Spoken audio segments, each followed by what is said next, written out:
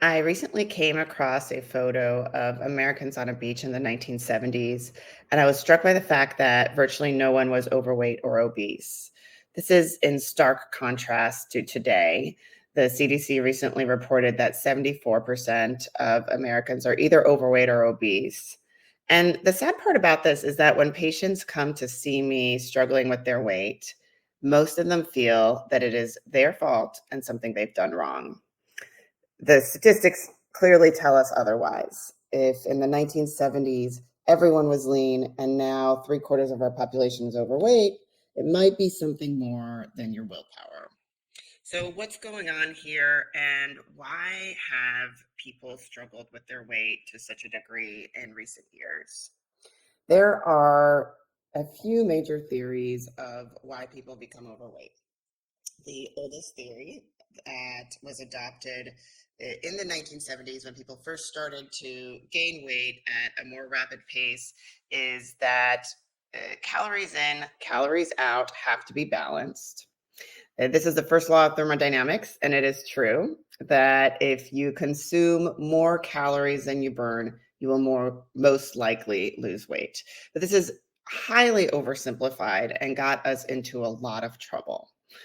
Because this theory was adopted as the main reason that Americans were becoming overweight, we started to make low calorie foods. So, fat as a macronutrient has 9 calories per gram, whereas carbohydrates and protein have 4 calories per gram. And because of this, we started to take fat out of our foods, and the industry of ultra processed foods was born. And the theory was that if we make these foods that are lower in calories, that don't have this calorie dense fat in them, that we would all become lean because they tasted good and we would not be consuming these extra calories. Unfortunately, as everyone has seen, that is the opposite of what's happened. Americans were encouraged to eat primarily carbohydrates, and our rates of diabetes, our rates of heart disease, our rates of obesity and overweight have skyrocketed. So, these low calorie diets, although calorie counts are a part of weight loss, calorie diets have done a major disservice to American men and women, and diet culture has unfortunately made our metabolisms less healthy.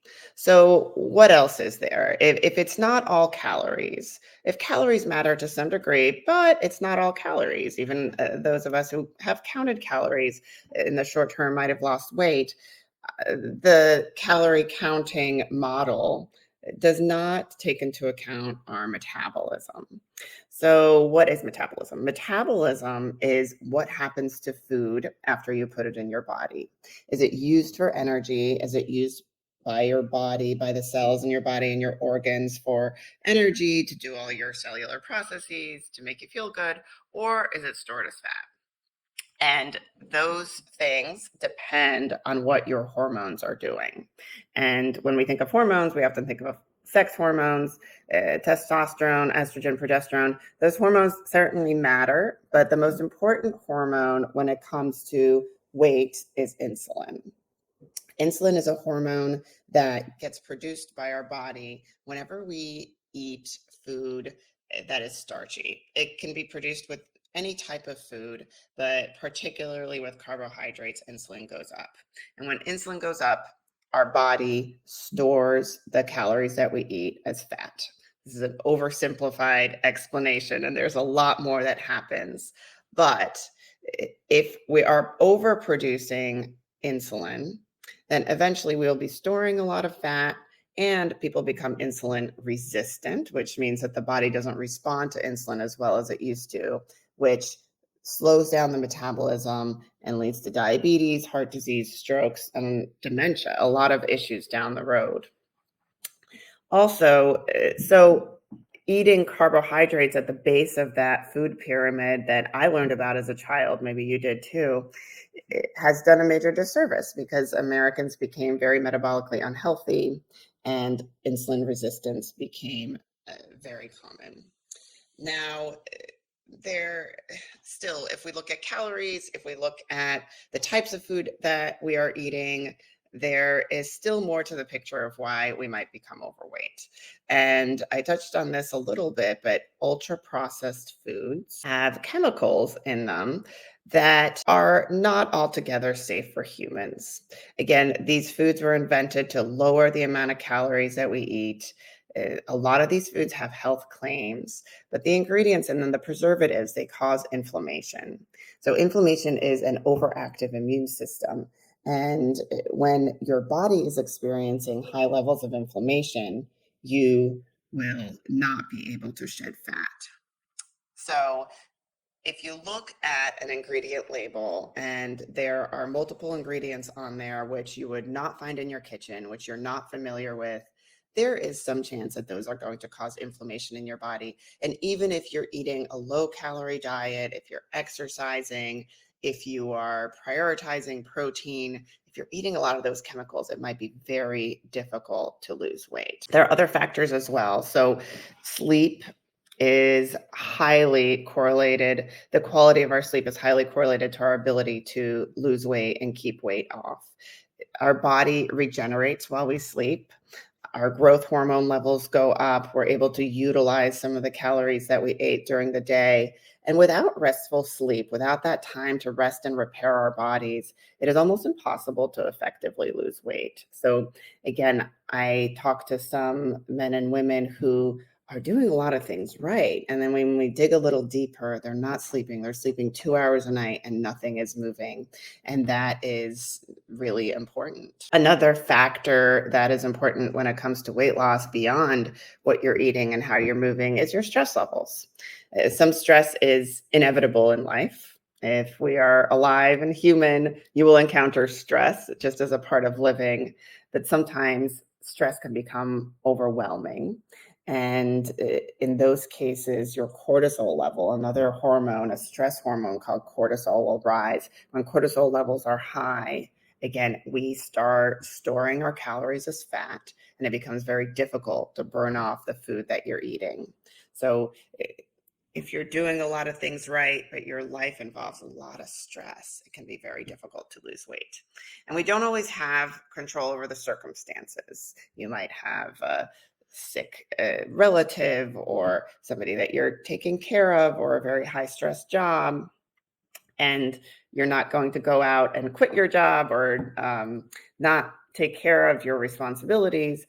But there are ways to counteract some of the stress that is in our lives. There are choices that we can make about how we move through our days, how we decompress, that can take some of the stress off the body and can change the way our bodies perceive stress. That can make fat loss much easier. And one other factor that I wanted to touch on is our gut microbiome.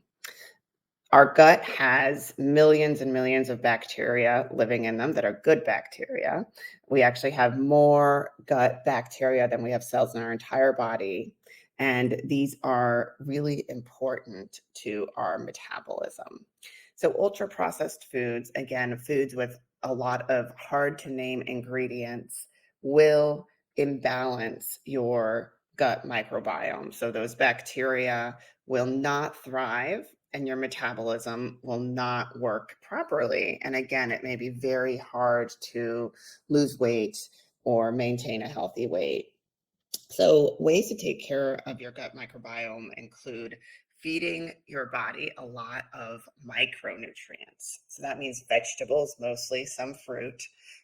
Those bugs that live in your gut, they really need fiber to thrive, and avoiding those ultra processed foods that are going to disrupt those communities. Now, the last factor that I want to briefly touch on is other chemicals in our environment. So there's now a group of chemicals called obesogens that have been recognized to uh, put a damper on the metabolism and make weight loss very difficult. Some of the big ones are chemicals found in plastics. Certainly BPA, so plastic food containers. If you're heating your food in plastic containers, this may be a major detriment to your health. There are chemicals in laundry detergent as well as different cleaners that can also make major disruptions to your metabolism. So It's not so simple as calories in, calories out. Calories do matter. If you eat way more calories than you're able to burn, we will store some of that as fat. But there are many other factors. The quality of your food matters so much.